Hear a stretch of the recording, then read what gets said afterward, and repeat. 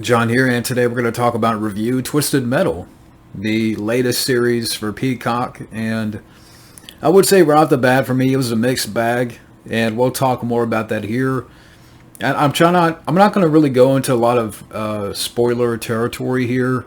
I'll kind of give quick thoughts on every episode, and we'll get into highlights here and negatives in a little bit. But let's get to the plot of the show. But the plot here, so you got John Doe in the series, played by Anthony Mackie. And he has no memory of his past. And it's an apocalyptic world where, he's an outsider. He's been surviving on his own. And he has a once in a lifetime opportunity, to be a part of this community. But he has to first deliver a package across the country where everywhere is an apocalyptic wasteland, and there's enemies that are out to get our main character, and that's the plot of the show. Now, going into the show here, I kind of wish that, now that I've seen the entire show, I kind of wish that they would have done a film instead, because there's always been that thought in the back of my mind. I'm like, what if we can get a Twisted Metal movie? Because I am a fan of the Twisted Metal franchise. I mean, going back to the original games for PlayStation, and I have fond memories of, playing those games. And, I don't know what my dog is barking at, but maybe Sweet Tooth is here. I don't know. But like I said, I have memories back in the day of playing the first two, and a little bit of Twisted Metal 4. I remember that one. And, Twisted Metal Black for PlayStation 2. That was a great game. One of the first games that I got for PlayStation 2. And it makes me want to play that game again. But yeah, there's always been that, kind of a fun thought. I'm like, what if we can get a movie? And I think it would have worked better. But, there's still some decent stuff here. Now, let's get into some of the episodes of the show. Okay, so episode 1 here, I thought was decent. The story sets up pretty quick. The introduction of characters, our lead character, John Doe, played by Anthony Mackie. And I do like Anthony Mackie. I think he does a good job here. You got Neve Campbell. Yeah, Neve Campbell's in here from the Scream movies. She's the character of Raven, and her character's the CEO of New San Francisco, and it's a welcoming community. And she promises John Doe that he would be welcomed into this community where he can have a life if he can deliver this package. And along the way, he bumps into the character of Quiet. The character of Quiet is played by Stephanie Beatriz, and her character and her brother, were in pursuit by Agent Stone. And Agent Stone, I think that character was in Twisted Metal Black. And here, he's a police officer that's gone too far, and he's played by Thomas Hayden Church, great actor. And he does fine here. And, by the end of the episode, you got the introduction of Sweet Tooth. So like I said, I thought it was a decent first episode. Again, it sets up the story pretty quick. Episode 2 here, you got Sweet Tooth a little bit more. Which, Sweet Tooth was definitely a highlight of the show. Whenever he would appear. And, yeah, Sweet Tooth is played by, so the body of Sweet Tooth is Samoa Joe, the professional wrestler, and the voice is Will Arnett. And I thought, both did a good job here as Sweet Tooth. And, again, whenever you would see the character, he is a highlight of the show. He's fun to watch. You get a little bit of Sweet Tooth here, trying to be an entertainer. I mean, there's some stuff that I didn't care about. And again, that goes with the humor of the show. And I don't really care much for the humor. But, Sweet Tooth, is a fun character. Episode 3, this is kind of where you get a little backstory of Agent Stone and, where his base is at. Yeah, so I mean, I thought this one, episode 3, again, I thought it was a fun one. Another fun episode.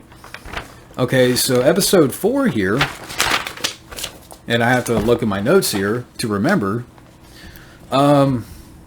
So, okay, you got, again, the characters of John Doe and Quiet, they're on the road, and they bump into where they get picked up by the semi.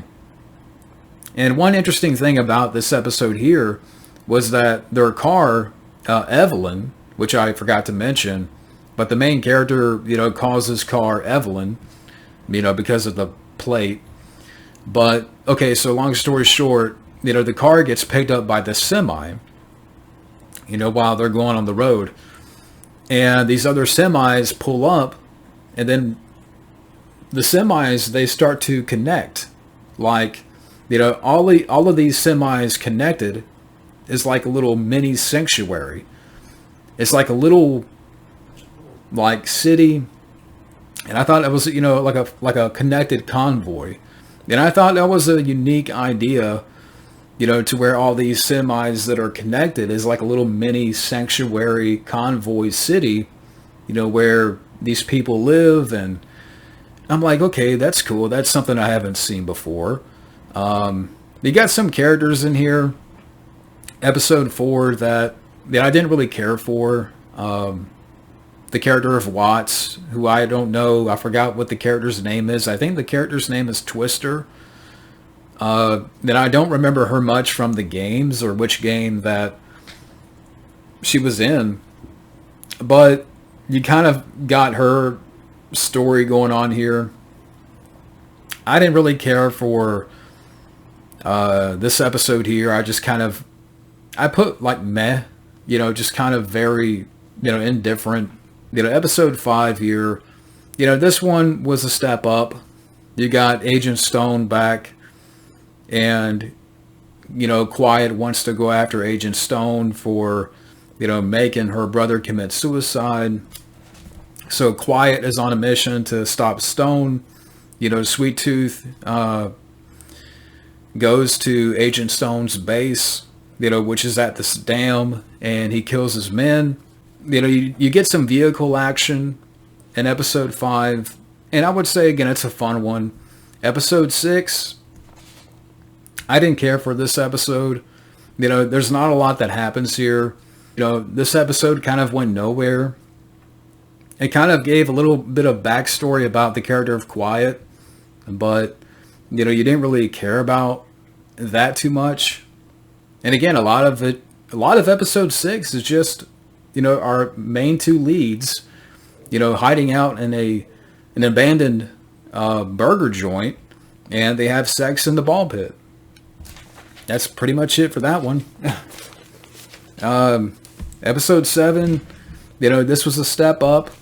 You get a little bit of the backstory with Sweet Tooth, to where he's like a failing child star, and you get a little reason as to why, he goes off the rails, because as a child star, he's outshined by a dog actor, kills the dog, which you don't see, but, just the fact that they go there, I didn't really care for that too much.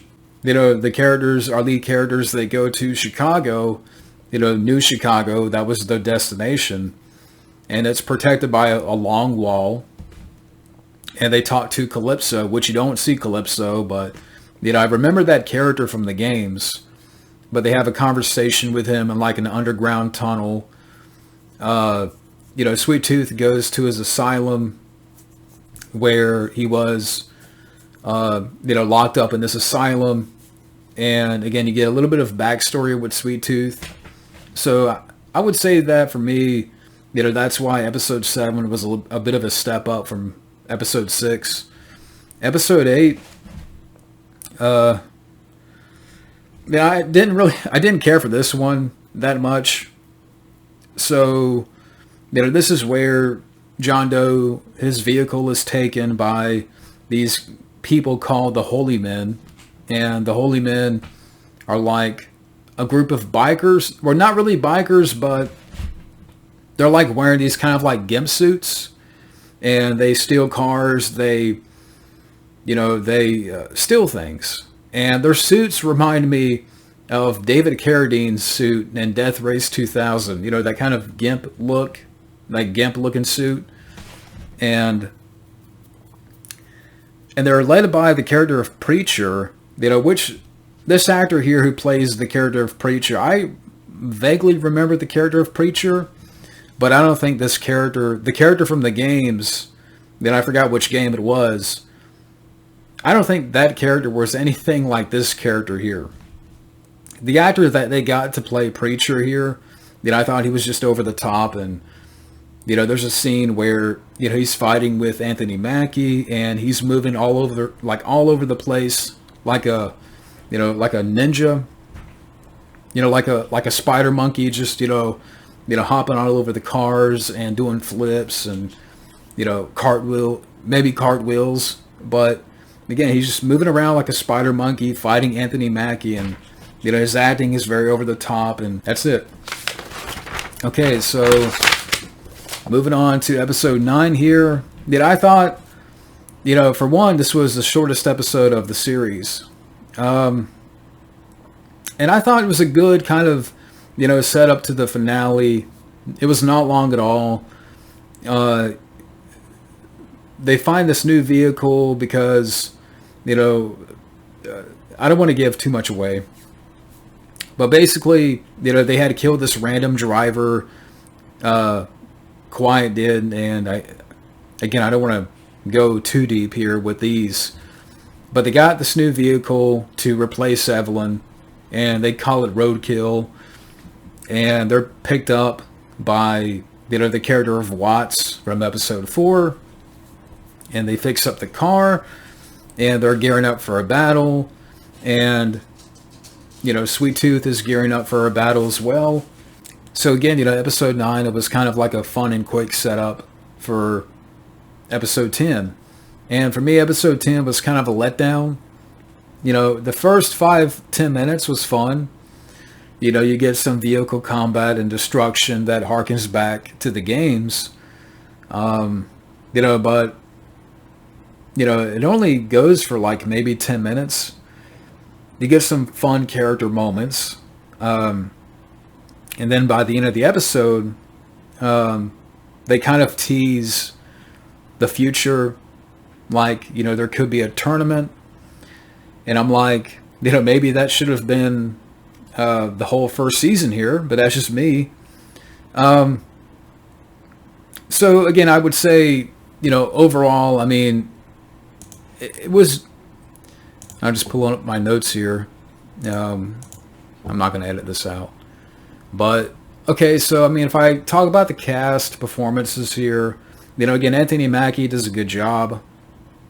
Stephanie Beatriz, I liked her character, but, even like, and this kind of, for me, is the biggest issue. I think the humor just got to be too much for me. It was just overly jokey, and a lot of the humor just fell flat. And, I don't blame the actors, because Anthony Mackie and Stephanie Beatriz, they do fine. They do a good job. Thomas Hayden Church, he's fine as Agent Stone. Neve Campbell as Raven. I like Neve Campbell, but I don't, for 1 minute, find her intimidating. She's a great actress, but again, I don't really find her character intimidating. And she's not in the show too much, in the first episode, and I would say the last episode. Sweet Tooth is a highlight for me. Samoa Joe and Will Arnett, they do a good job of playing that character. And again, he's a highlight of the show when he does appear. So if I talk about highlights and moments, again, I think, Sweet Tooth is a highlight. I think, there's some decent, vehicle combat and destruction. when it does happen. And those are fun. Anthony Mackie, I think he's having fun in some parts. And there's some fun ideas, I will admit. There's some, interesting things here. Some kind of, fun little things here and there that I'm like, okay, I'm not hating the show. I can watch and I'm having somewhat fun. But the negatives for me, again, I have to put blame on the writing here, and from the makers of the I forgot that the people involved with the show were also involved with Cobra Kai, and I love Cobra Kai, and I could see where they're kind of using that same formula here with the writing and the humor. Although, this is a more mature show, it's a more darker show, and they're kind of, the writing is going more in the direction of, kind of being fun trash, or, and I get, this is Twisted Metal. I get the tone of Twisted Metal. I have played the games, but it just kind of, for me, the humor, and I just think a lot of the jokes fall flat. There's, I don't know, just, I can give examples, but again, I don't know why, writers feel like they have to put in their kind of juvenile jokes that don't work, that fall flat, that, it feels forced. It feels forced. But I would say for me, the biggest issues for me is the writing. I think the humor, again, tends to be overly jokey. I think the direction at times is not focused. I think what should have... Okay, here's an idea. Here's what I would have done with the series. Like, okay, if you want to keep Anthony Mackie, fine. I like Anthony Mackie. If you want to keep the character of Quiet, same actress, that's fine. If you want to have Nev Campbell in there, fine. I have no issues with Sweet Tooth. I would say keep, Samoa Joe and Will Arnett. But, here's what I would do. You can have sort of the same setup, but what if with every episode, you set up a character?